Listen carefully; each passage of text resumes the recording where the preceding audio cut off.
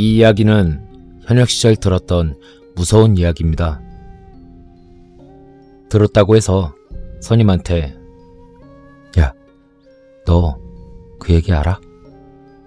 이런 식으로 들은 게 아니라 제일 친했던 후임이 직접 겪고서 반쯤 얼굴이 질렸었던 일이 있었던 다음날 저에게 해준 얘기입니다. 참고로 이야기를 들려준 후임은 이야기에 등장하는 병장입니다. 이야기의 분위기를 살리기 위해 기본 골격만 유지한 채로 나름대로 각색했기에 조금은 실제와 다른 부분이 있습니다. 하지만 전체적인 이야기는 실화라고 믿으셔도 됩니다. 그럼 재미있게 읽으시기 바랍니다. 약 1개월 전 드디어 나도 병장을 달았고 군생활은 서서히 편해지기 시작했다. 매일 이어지는 작업에도 이젠 어느 정도 견딜만 했고 오히려 훈련보단 작업이 훨씬 수월했지만 문제가 있다면 병장이 되고서도 늦은 시간까지 이어지는 초소 근무일 뿐이었다. 그날은 전날 내린 비 탓인지 구름으로 달빛도 제대로 보이지 않는 어두운 밤이었고 같이 근무를 서게 된 녀석은 갓 일병을 단 후임병이었다. 아직은 짬밥이 모자란다고 할 만한 녀석이지만 평소 눈치가 빠르고 행동도 싹싹해서 꽤나 마음에 들어하던 녀석이었다. 근무 시간은 가장 힘들다고 하는 새벽 2시에서 4시 사이의 근무였고 근무지는 해안가를 앞에 둔 어디에나 있을 법한 흔한 초소였다. 지금까지 몇십 번이고 근무를 선 곳이라 이젠 초소에 발을 들이기만 해도 바로 잠들 수 있을 만큼 허름하지만 아주 아늑한 곳으로 오래된 나무 냄새가 특히 마음을 편안하게 해주는 초소였다. 근무자들을 태운 차가 출발하고 20분 뒤 우리 둘은 초소에 도착했다. 이미 이런저런 이야기를 나누는 것보다 1분이라도 더 눈을 붙이는 편이 좋았던 난 언제나처럼 초소 안에 들어갔고 후임에게 경계를 부탁했다. 그렇게 막 잠들기 시작해서 30분가량이 흘렀을 때 갑작스레 요란한 소리를 내며 통신기가 울리기 시작했다. 드르르 드르르. 반사적으로 수화기를 집어들고 잠시 할 말을 고르고 있는 사이 수화기 너머로 다급한 목소리가 흘러나왔다. 살려주세요. 지금 초소 뒤쪽 창고에 갇혀있는데 너무 무섭고 너무 힘들어요. 살려주세요. 일단은 성인 남자의 목소리였지만 군인치고는 지나치게 여린 목소리였다. 이 시간에 창고 안에 혼자 갇혀있다는 점이 뭔가 이상하다는 생각에 앞서 반사적으로 누군가 위험에 처했으니 서둘러서 구해야겠다는 생각이 들었다. 초소 뒤쪽 창고 말입니까? 지금 바로 가겠습니다. 조금만 기다리십시오. 풀어두었던 총과 장비들을 챙기고 그대로 뛰쳐나가며 후임에게 사정을 설명했다. 야, 지금 누가 뒤쪽 창고에 갇혀있다고 하니까 금방 갔다 올게. 초소 잘 지키고 있어. 달려나가는 귓가로 알겠습니다! 라고 대답하는 소리가 스쳤다. 평소 꽤나 먼 듯이 느껴졌던 창고도 달리고 보니 5분이면 도착할 수 있는 거리였다. 예전엔 탄약 창고로 쓰였다고 하는 낡은 콘크리트 건물은 지금은 무슨 용도로 어느 부대에서 쓰는지도 알 수 없는 곳이었다. 숨을 헐떡이며 문 앞에 도착하자 먼저 보인 것은 살짝 녹이 쓴 큼지막한 자물쇠였다. 참, 열쇠도 없이 그냥 뛰어오다니.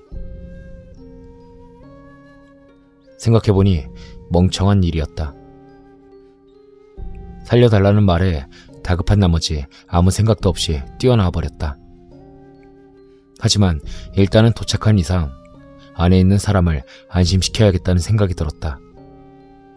자물쇠를 이리저리 만져봐도 열리지 않는 것을 확인하고 있는 힘껏 문을 두드리며 소리쳤다. 초소에서 연락받고 왔습니다. 안에 누구 있습니까? 근데 이상한 일이었다. 창고 안엔 아무런 소리도 들리지 않았다. 근처의 숲에서 들리는 벌레 소리만이 정적을 깨고 있었다.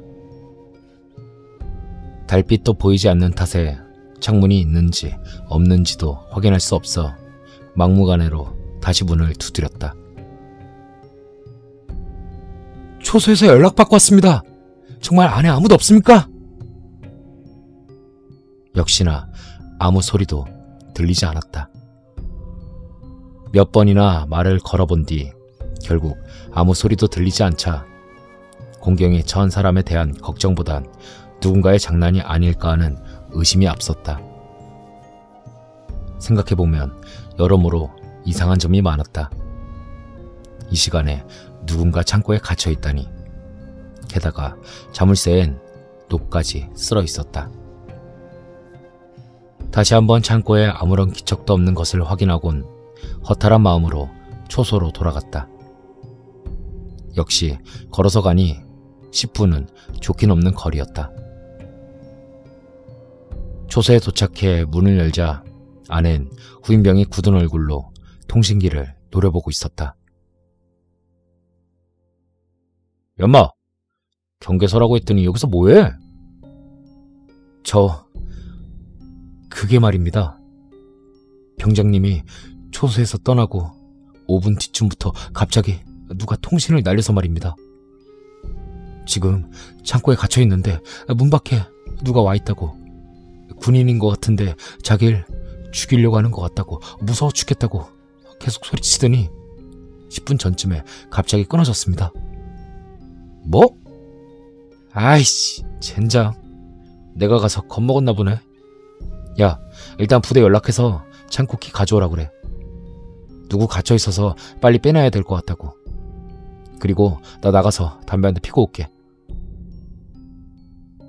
원래라면 내가 통신을 날려야 할 일이지만 기껏 구하러 갔더니 겁먹었다는 얘기에 갑작스레 허탈감과 피곤함이 밀려와 주위에 누가 없는지 확인하고 담배에 불을 붙였다.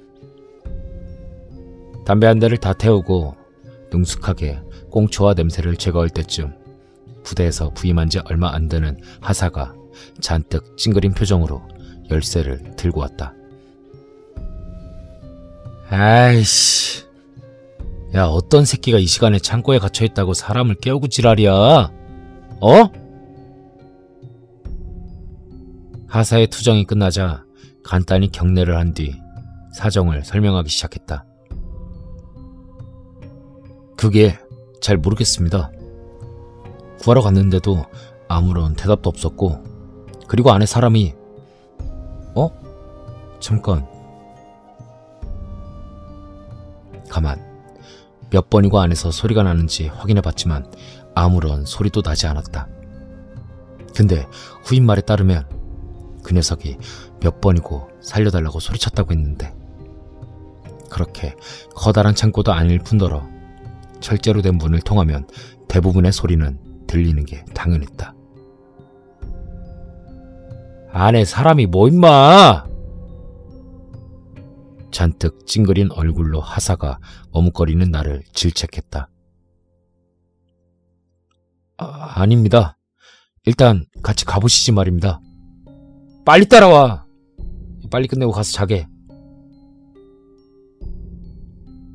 빠른 걸음으로 앞서 나가는 하사를 뒤쫓으며 후임에게 경계를 부탁했다. 정확히 10분 정도 걸리는 거리였다. 신속하게 하사가 자물쇠를 풀기 시작했고 낡고 기분 나쁜 소리를 내며 서서히 문이 열렸다. 창고는 근 몇 년간은 사용했던 흔적이 없었고 내부에는 아무것도 적재되어 있지 않았다. 손전등으로 여기저기를 비춰도 사람의 기척은 없었다. 저 아무도 없습니까? 연락받고 왔습니다. 역시 대답은 없었다. 작은 창고인 탓에 딱히 찾아볼 만한 곳도 없었고 주위를 둘러봐서 눈에 띈 것이라곤 문 바로 옆에 책상 위에 놓여진 통신기뿐이었다. 바닥에 널브러진 다른 물건들과 마찬가지로 통신기 위에도 먼지가 뽀얗게 쌓여 있었다. 잠시 황당해하고 있는 사이에 기다렸다는 듯이 하사가 욕을 내뱉기 시작했다.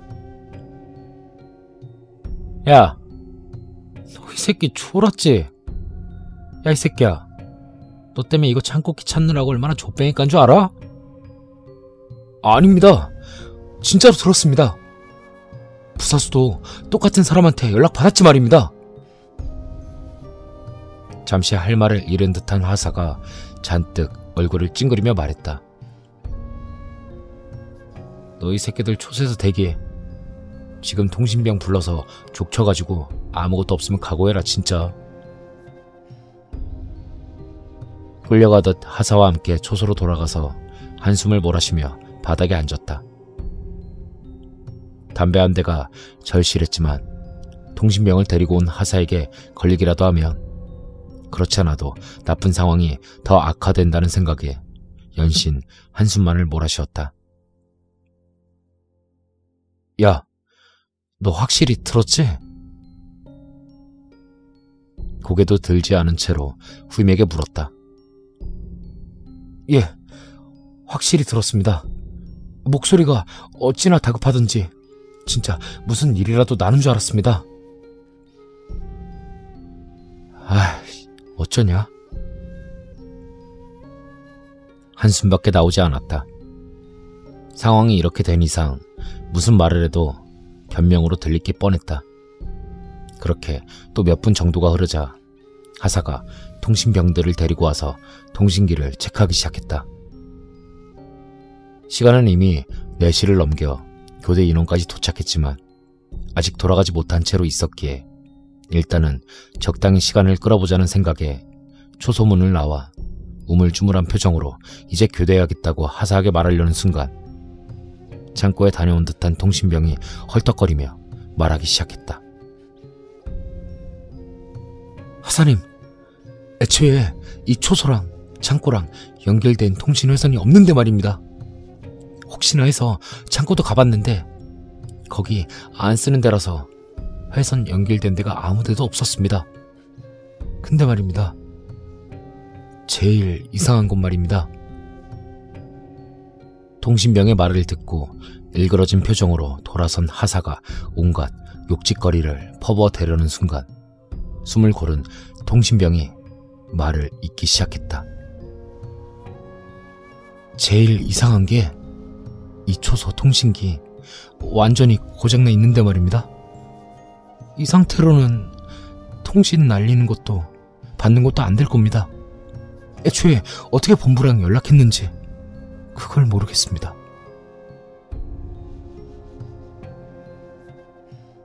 미동도 없이 서 있는 하사는 굳은 표정으로 아무런 말도 하지 못했고 난 언제나처럼 담배 한 대가 절실해지기 시작했다.